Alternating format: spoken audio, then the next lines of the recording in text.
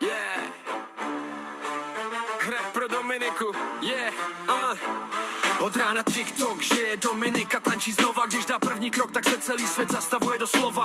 Krásná jak ráno, když se probouzí celý svět. Její dlouhý vlasy září, tohle není žádnej fake. Jaký padaj na ramena, to je čistá elegance. Když se hnou ve vzduchu, všichni ztratí balans. Každý pohyb má rytmus, každý detaj svůj výraz. A když tancuje, tak mám pocit, že slyším hudbu vyrůst. Dominika, královna vibeů, královna scén.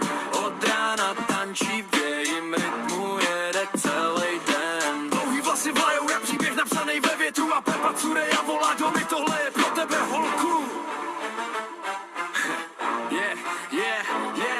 Miluju její pohyby, každý z nich mě sejme. Když tancuje, svět pomalý, všechno kolem je stejné. Je nejhezčí holka, co TikTok vůbec má. A já jen koukám, jak ta její energie mě vždycky dostává. Jakmile se roztočí, tak nemůžeš koukat jinam. Její flow je přirozená, talent, co se rodí jen jednou na světě, říkám. A ty její vlasy dlouhý jak melodie, co zpívám já sám, když ji vidím v euforii. Dominika, královna vibeů, královna scén.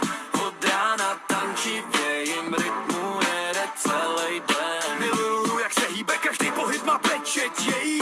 A Pepa Cureja to posílá: Domi, ty jsi nejkrásnější. Dominiko, Pepa to dokázal složit během několika minut.